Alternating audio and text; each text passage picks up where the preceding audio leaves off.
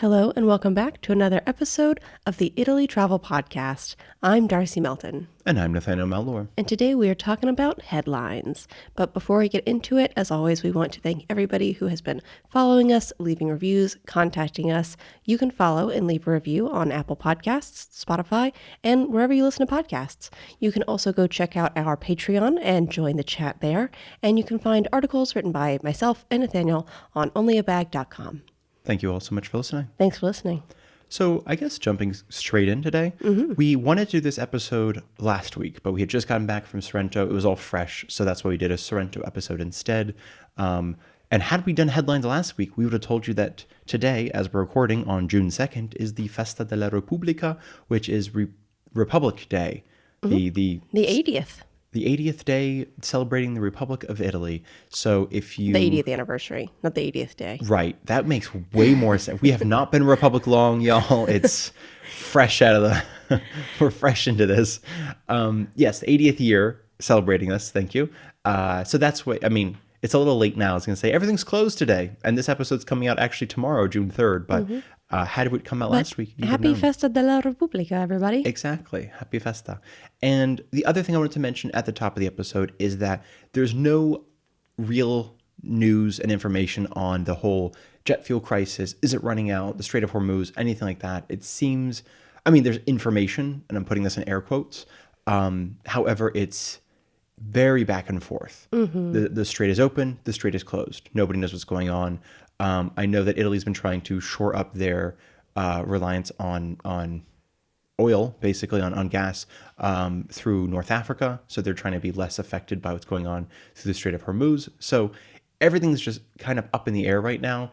And it looks like, as far as we can tell, more or less travel is as normal. And everyone's expecting this to sort of work out. The whole idea of like, oh, by the end of May, we'll be out of, jet fuel seems to have been a bit more of a emergency warning that maybe didn't follow through than it was an actual thing, or perhaps we're very much out of jet fuel and we just don't know, and nobody's written an article about it. Hopefully not that. Hopefully not that. So this is all to say we probably won't talk about that in today's episode or Fridays, because it just no news on that. And if something no specific news. Yeah, and if something does change between today recording this on Tuesday and then literally tomorrow or on Thursday, for example, we'll try to stick it in the Friday episode, but we can't imagine anything will. Yeah. So our first story today is about the EES system, the entry-exit system, which has officially been rolled out in Italy as of April 10th. We talked about wanting to do a specific episode about this, but there's not much to talk about, like enough for an episode. So we thought we'd stick with the headline episode, because honestly, it's been in the headlines more than it should, I'd say. And the entry-exit system is, as we've talked about, I think, in an episode last year, before it was actually officially rolled out. Yeah, at least a couple of times we talked about it. Okay. And it's essentially just a biometric scan for everybody who's not from Europe, what are called third countries. So I think there's like first countries is Europe, second countries I believe are considered like Vatican, Monaco, San Marino, things like that, things that wouldn't have to also go through it anyway. And then the third countries being literally everybody else. This is also denoted, I believe, in almost every airport, should have it denoted somewhere. In theory, every airport should have a line on the ground saying third country, and most of them say third country, including United States. I think there have been a lot of times where people from the United States maybe don't go into that line. So I guess not. Yeah, it is interesting, because it usually is very clearly stated, and United States, this way. Because it says like all, I mean, it's used to even before, it says all world passports, and then underneath, including United States. Because I think some people are like, well, there's that line over there that looks, that has like the European passports. Which is simply all to say, so the biometric scan is going to be fingerprints. I believe it's 4 fingers, if I'm not mistaken, and a face scan. And then, of course, your passport. Cool. This does not, as of right now, does not replace anything.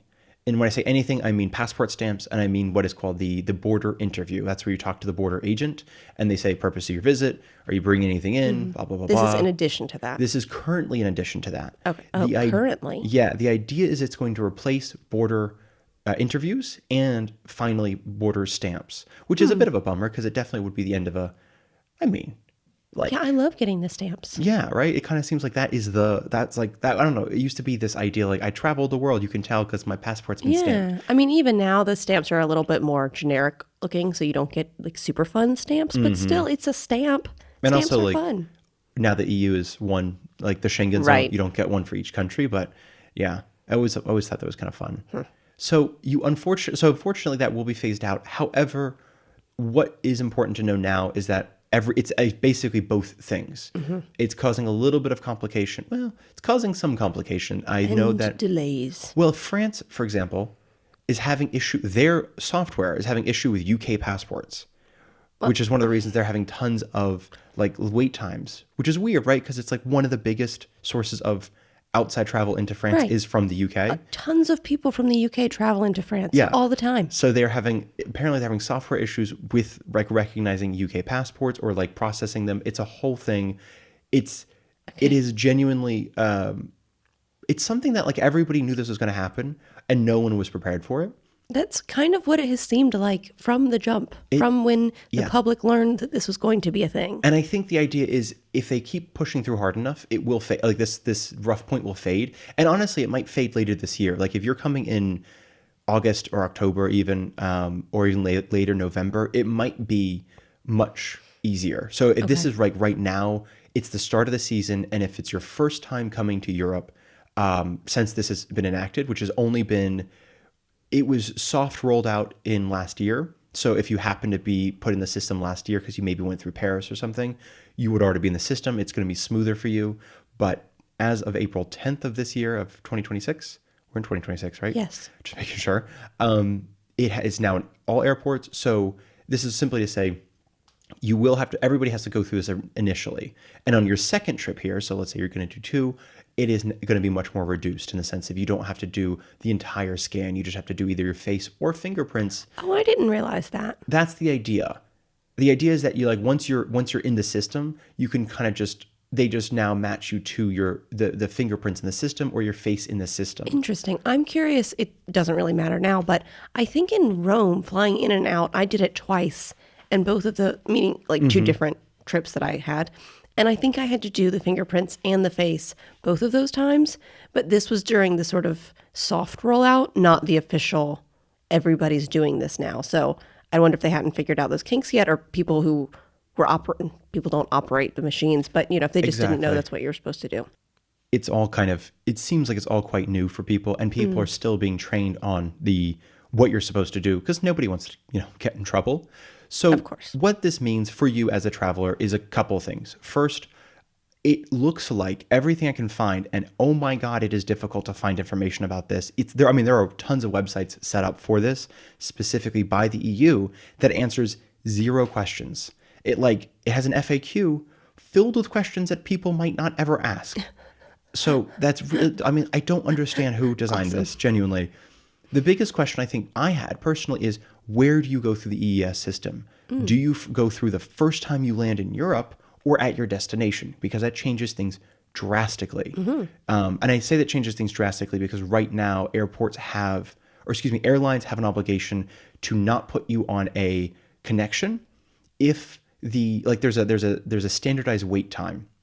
Right. So if you're going through Charles de Gaulle, I think it's like an hour and 15 minutes, something like that. There's some sort of number that an airline cannot make your connection sooner than that. Right. You need a window to be able to get from one flight to the next. And through, I think, like passport control. Okay. So essentially, though, if this is adding time to that, there are people missing flights. So and that's a big thing I wanted to mention. So what you're saying is if you're coming from your home country, wherever you're departing from outside of the EU, and then you have a connecting flight, you're going to Italy, but you're connecting through Paris.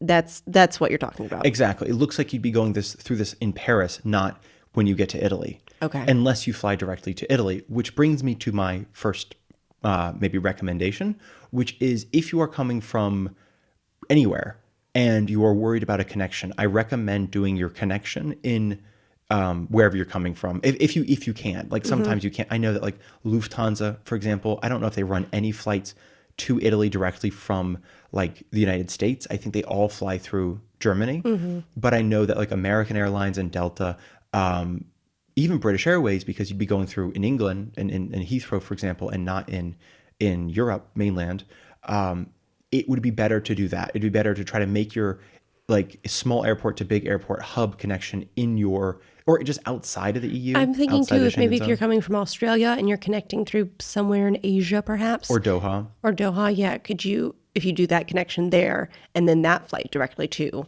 your To Rome would destination? be much better than doing something like Doha to Berlin or Doha and then connecting down to Rome. Okay. So, and I say that just to, it seems like for now, even just for this year, until this gets sort of sorted and things get shifted around, to plan on trying not to have as many flights in Europe, basically. Because I think at one point it wasn't bad. You're just like, yeah, I mean, you and I would always like the passport control. Like basically in Rome, the passport control always felt a little bit more of a, just like, oh, this is going to be a nightmare or it's going to be Yes. okay. But then I know that I've never had an issue with it in Paris. I know some people have had like horror stories of the passport control in Paris. I always thought it was very easy and breezy. So I think like I've always preferred flying through Paris rather than through like Philadelphia if I had a choice of the two hubs.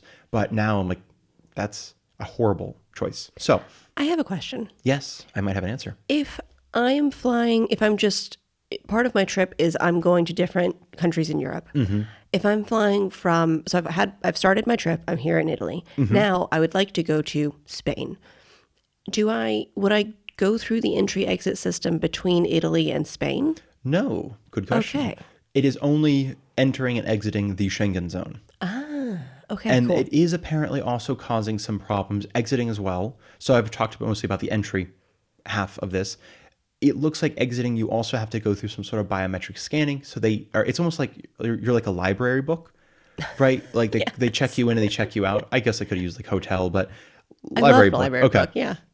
It's like they're just sort of checking you in and checking you out. I'm imagining myself as a book being scanned. You know how the librarians will kind of Yeah, rub the spine exactly. of the book? I always wanted to do that. I That wanted seems to like be the a funnest part of the librarian. job. So that's, yeah, okay, I can see So like they're myself rubbing that your way. spine as you leave the country. That's exactly it. It's basically a little confusing because it's also creating a slowdown there as well. And I know that I think Naples Airport, for example, I don't think the EES systems, which are these kiosks, electronic kiosks, aren't even in the airport. I'm pretty sure from the photos they're in tents outside the airport, like That's the semi-permanent absurd. tents, like you'd get for like a wedding or something. But and I don't know if assume hopefully one day they plan to move them inside, seeing as this is just now how the system works.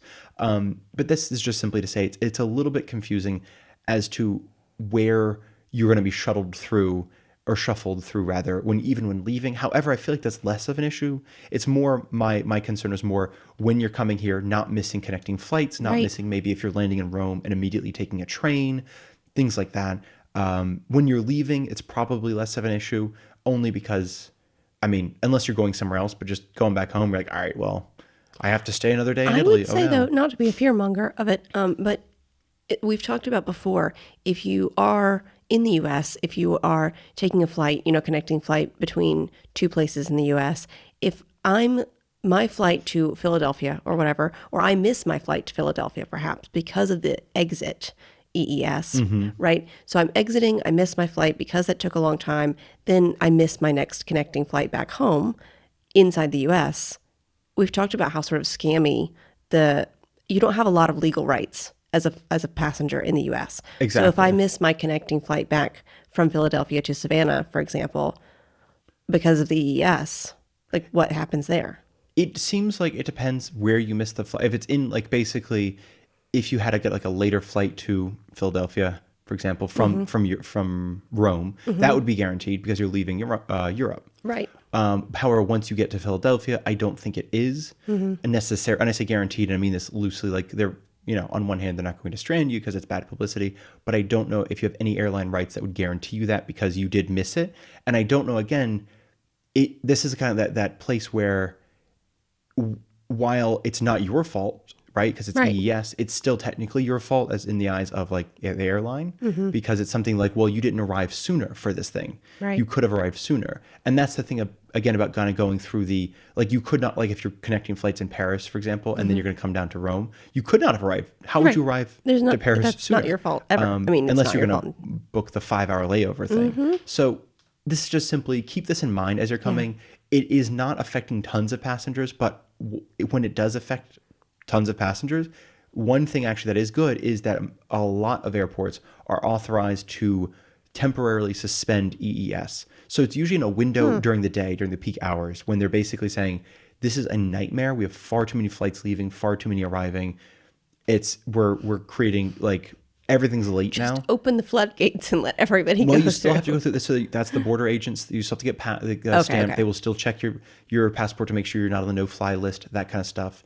And right now, I think the system itself, it's mainly supposed to sort of categorize and help keep like essentially a lot of it is overstaying visas, things like that. So it's like right now, I think it's stopped 60,000 people, I believe, from entering Europe, mostly on either fraudulent or expired documents. Fraudulent, I think, being, I don't know if it's hard to find information about that, but I was curious. I'm like, does it mean like actually a fake passport? Where do you even get one? Or is it you're traveling on your friend's passport, or you're traveling on somebody who just looks like you use passport? Probably, yeah. Versus that's actually just a fake passport. And then I think it's 600 people specifically have been identified as risks to Europe. So have been put on lists, which I'm like, with what criteria? So it's fascinating, but no answers. But the only reason I mention this is because in coming to Europe, it's usually they ask that you have at least 1 month of validity left on your passport. Sometimes they'll say 6 months of validity left in your passport, which for a 10-year passport is like not asking for much. Even with a return ticket, they still ask that you have a fair amount of validity left on that passport. I only wanted to mention this for those of you who are cutting it close and are like, well, I don't really need to renew this here. That's a really good note. If you're anywhere in that, like if you're anywhere close to only having 6 months left and you have time, I highly suggest that you renew it anyway, because it looks like you can't argue with the machine thing basically. And you can obviously when you get to the border agent, but they might like, it's no skin off their back or no skin off their back. Is that an expression? No, Maybe. it's not basically they doesn't really affect them to be like, hey, I'm sorry, but we're not letting people in who I only have a few months left on a passport. Right. You got to go back and get a new one. So that's all simply to say, get an updated passport. And then a quick note to that, in case you have, TSA pre-check, obviously that only functions in the U.S. If you have global entry, that none of that is going to help you in terms of the EES. And global entry, actually, so you mentioned that is in theory supposed to, but it won't with EES. It's not like part of it. The only thing that is an app called Travel to Europe. This app is currently kind of worthless. I mean, okay. I'm saying that like it's only effective right now, or it only works in both Portugal and Sweden. Okay. So of the that's a fun 27 combo. the 27 member states of the EU, it only works in 2 of them, or of the Schengen zone. It only works in 2 of them. And what you're supposed to do is do a selfie and then your passport information. It seems very questionable as to how helpful it's actually being. Yeah. Because you still have to go through the process and then you still have to go through the border agent. So I'm not sure. Like some people are like, I did it and then I still had to go through it. So I don't know why I did the app first. And it's not like somebody made the app for fun.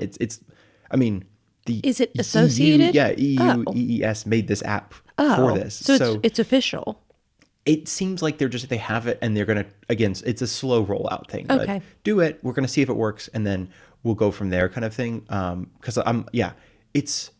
But if you see the app called Travel to Europe right now, as of recording this, it does not look like it works for any other countries besides Portugal and Sweden. And I think the only reason it works for Portugal is they're having a disastrous time, I think specifically in Porto, the airport with their EES system. It's just like issues and problems. And they're like, how about use the app? And then you come through the border, like the border security guard, border patrol agent. So yeah, it's unfortunately not a fix coming anytime soon, potentially, but this might complicate your trip. However, it's not going to potentially put an end to your trip. It just might make it slightly more of a pain. And would you say to buffer you like an hour essentially? I would say an hour on top of whatever you're buffering. Okay. However, there are some air check with the airport is my biggest recommendation. If you have to connect through Europe, check with the airport. They're trying to kind of let people know how long their average wait time and how long their peak wait times are. So if you're coming first thing in the morning versus you're leaving, but if, it's one thing, but if you're leaving at a peak time or whatever it is, or vice versa, they have like little things that like, it'll take about 2 extra hours. So keep this in mind. Okay. Yeah. So I'm thinking like an hour is plenty, but they're like, it's actually might not be enough. I know like this is not helpful at all because I thought it was a really interesting article in the sense it wasn't helpful, but they interviewed I think it's the woman who owns Wizz Air, the airline. And she was talking about like, she just got back from vacation and I had no problem with EES system, but at the same time, she's like, our company definitely recommends you buffer 4 hours for certain airports. 4 hours just for EES Yeah. on top of the sort of like if you're arriving to the airport 2 hours early or whatever that is? Exactly. No, I don't know if it's on top of or if it's just like make it 4 instead of 2. But Okay. it's because the 2 hours early is just for this initial security, Right. in the States especially. And that gets even more confusing too because I think like Naples that's a bad example because they have now an American area where you go to, but like I'm just thinking anytime we fly out of Rome, Milan, anywhere going back to the US, we always arrive 2 hours early. and then it's always like we could have arrived 15 minutes early, honestly. Yeah, but it's good to have It that. is good to have that time. So this is more for when you get to the actual airport, we go through EES. Okay. So and that sometimes you can't buffer in 4 hours because that's not available as a transfer. So there is, it's a little questionable. The last note on this I wanted to say, and I know this has been most of the episode, but is kind of to speed you along. I know that in the summer, obviously it's a silly issue, but like sweaty hands is apparently something they didn't really fully course. like basically people trying to use the fingerprint scanner Right. and it's just not working because people's hands are sweaty. So they're basically asking people not to use like hand creams, lotion, especially like on a flight where they're like, you're getting off and you're like, I'm gonna do some hand cream, my hands are dry. They're like, please don't use anything. The scanners are not gonna like accept things, and that's like strangely part of this process. Part of the problem is that it's supposed to only take a minute, maybe 2, under like perfect conditions, not under I just got off a plane, I'm super tired, it's not accepting my fingerprints, and there's nobody around who can help me. So this is all simply to say, good luck this summer and fall. But no, it really should quiet down because once you're in the system, getting back through is supposed to be much easier. Okay. And last but not least, as a note, is if you've already gone through the system, but your passport has since expired, you will have to go back through the system again as if you're brand new. It's just apparently how it works. So if you for some reason went through in like December and you're like, oh, I'm already in the system, great, but I got a new passport, you will have to go back through the system as if you're completely new. I have a question that you might not have the answer to. If you are a family with small children, do the small children have to do this? They do up to, I can't remember exactly, it's 1. Everybody has to do a face scan, even babies. Okay. I think it's 1 or 2 is when you have to start doing fingerprints. Wow. And I think we talked about this last time. Every single person has to be fingerprinted and face scanned, unless you are physically unable to have your fingers fingerprinted, and then you have to instead get like they take you to another room and I don't know, take extra photos. I don't really know. I have zero idea. They're just like, oh, we'll figure it out when it comes to that. Okay. But yeah, everybody has to, and if you basically refuse, then they will simply refuse you entry to Europe. That's the thing. It's mandatory. You can't refuse this. So that is something to keep in mind this summer. Yeah, absolutely. And if you're a person with disabilities or if you need extra assistance, if you have mobility needs, there will be someone that you can contact so that they can help you get through the machine with whatever your additional needs would be. Just find an official airport person and there will be somebody who can assist you. And actually, on that note, I'm sorry, I keep saying last note, but something I have been reading is that if you have a tight connection, also find somebody. And I mean, they will use their judgment. If you're thinking I have a tight connection an hour and a half, they're like, this line will not take an hour and a half. We're talking, for some reason, your flight's late. You have a 20-minute connection. Find someone. They will usher you to the front of the line, apparently. So don't panic. Right. They will, if you for whatever reason, flight's late or was late leaving or late in the air, find somebody and they will just hoist you to the front without an issue. So they are not actively trying to make you late for anything or miss flights. It's just they're just trying to get you through as quick as possible and onto your next location. Yeah. So that was EES. That was also, and I hate the fact I keep saying last note. I apologize. But my last note, genuinely, I promise, is the fact it's not ETIAS. So there's ETIAS. This was EES. I love the acronyms that all start with E. ETIAS, which I'm pronouncing ETIAS for some reason, because it sounds kind of, I don't know, fancy. I think that's how Italians say it. Oh. ETIAS? ETIAS. Yeah. It sounds, I don't know, it's like fun. It is that we've talked about as well as a totally different, completely different process. This EES is for every single person entering Europe, regardless of where you're from. ETIAS is just for countries that already have a visa-free requirement with Europe. So right now, a European visiting the United States, for example, has to pay something like 15 or 18 euros for a waiver that basically says, I am pre-approved, I'm pre-authorized to visit the United States on a visa-free program because there's a bilateral agreement. USA's never had this. It's that you just show up and enter. Starting, I believe, late 2027, Q4, quarter four, I was going to say Q4, of 2027, which is next year, not this year. Okay. Or there's a grace period up until Q1, quarter one of 2028. And at that point, you will, as an American specifically, and I think it's for like Canadian American, the UK has a different program. I think it's called UK ETA. But for I think Australia as well, any country that has a visa-free bilateral agreement with the Schengen zone will have to basically fill in a form ahead of their trip and pay 22 USD or like 20 euros basically. And it's good for 3 years. Okay. I think. So this is not that program though. We've talked about that before. This is a completely free, just entry exit system for everybody, not specifically for visa free. Okay. In a year or two, you will have to do both. Super. That's a really good note. Well, this has basically been the EES episode, but before we go, there is at least one other headline I wanted to talk about. And it's another one that I'm sure you have all seen because the headline's usually something like top court in Italy states that water is not a human right or something like that. I love these crazy headlines. Some of them are more accurately states that tap water is not a guarantee or, an obligation. In restaurants. And that is the slightly more fine print. Okay. In restaurants, in restaurant hotels or cafes. And we've talked about this kind of a while ago. We talked about coffee culture in Italy. Mm-hmm. And this specifically does not necessarily affect coffee culture, but it is slightly intertwined. And it's sort of like that. There's those jokes about like how the North and the South are divided. The North uses butter, the South uses olive oil, things like that. And one of the big ones is, with Rome as a very soft dividing line, the South, you get a glass of water with a coffee. Mm-hmm. And then as you go north, that glass gets smaller and smaller. And I think in Florence, we got these little like tiny shot glasses. It was almost a thimble.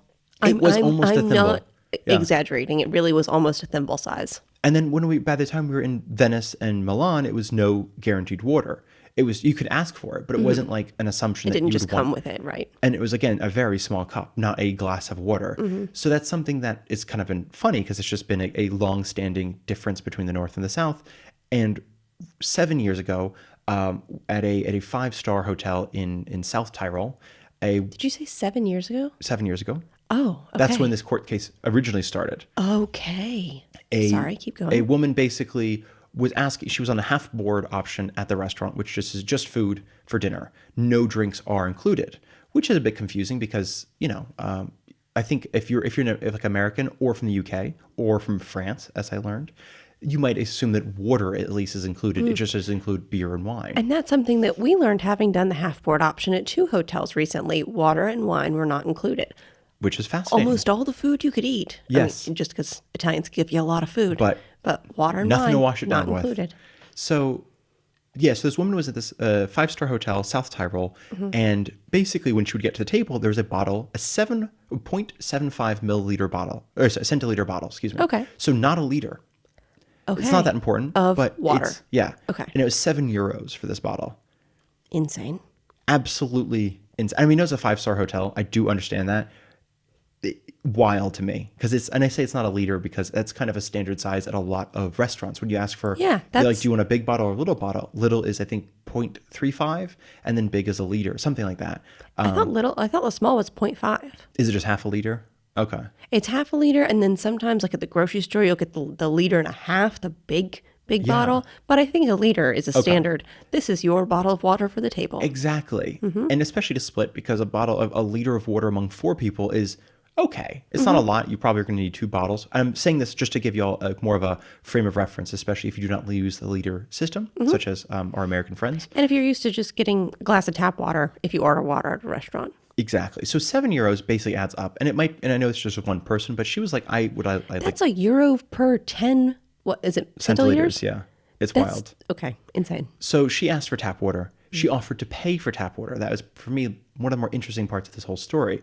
They refused. They're basically saying, no, you can have bottled water or not. But the other part of this issue is that wasn't really mentioned is, or at least not part of the court case, is it wasn't like it was already on the table and then already charged to her room when she arrived. It didn't look like... That seems scammy. And it didn't look like, according to all these articles, that either she didn't say, stop bringing water to the table, or... like it was very confusing to me because I'm like, if I showed up to dinner and already like on room so and so or like room 406 Right, already they has put something on the table and charged it to you no matter what it is. that would be kind of a strange, for sure. So she basically asked for tap water. They said no. She sued them for essentially I think it's like €20,000, which seems like maybe a lot, but I also don't know if it was just covering lawyer fees. And it went through all these different, I think started the court in Rome, then went to an appeals court, and then finally went to the Court of Cassation, which is like Italy's highest court, where they basically finally ruled saying, unfortunately, there is no law in both Italy and the EU guaranteeing you right to tap water at a restaurant. They have to have water available, and they do, but they don't have to have it available for free. Okay. This is interesting only because there is like a EU water like a water referendum or something encouraging restaurants and hotels to have like hotels, restaurant, cafes, bars to have it available for free, mainly kind of with the idea like everything's getting hotter. Right. Give away water for free so people need water. Yeah. And I think some countries like Spain took that to heart. 2022, they passed a bill saying restaurants and bars have to give away free tap water. I think in France for years now, like if you go to a restaurant, they would have to supply at least a carafe of water. I know that England and Wales, apparently, tap water has to be freely given upon demand. Interesting. So it's like other countries, for sure. Germany and Italy, interesting, 2 countries where it's not a requirement by law. So very interesting. And it seems like the more like low key place you go, the more acceptable it is to ask for tap water. I don't think I've ever asked for tap water. I straight up didn't even think it was an option. I'll be honest. I don't think I've ever seen anybody ask for tap water. We also haven't had that need. I mean, usually the places we go, we can afford the bottle of water. Because it's €1 for a liter of water. Exactly. €1, €2, something like that, which is very acceptable to us. Like that's within our budget. So we haven't needed to ask for that.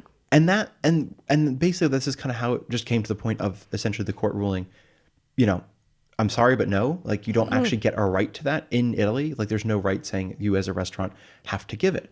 And again, the only 2 things I thought was interesting is one, she was not asking for them to give it, simply supply it because she's like, I will pay for it. Just put it in a cup and bring it here. Stop wasting. There's also, it turned into this argument, or not argument, some of the article was talking about, or articles rather, were talking about how it's like a waste of plastic, which is also fascinating to me because apart from like 1 or 2 times, genuinely, I don't know of a single time we went out and got plastic water instead of glass bottles of water. Were they insinuating that the 5-star restaurant was using plastic bottles? That was the insinuation, yes. What 5-star anything uses plastic bottles of water? Plastic bottles of water. And then this actually genuine, great question. I don't like, fantastic question. If I'm paying €7 for a bottle of water, it should be less.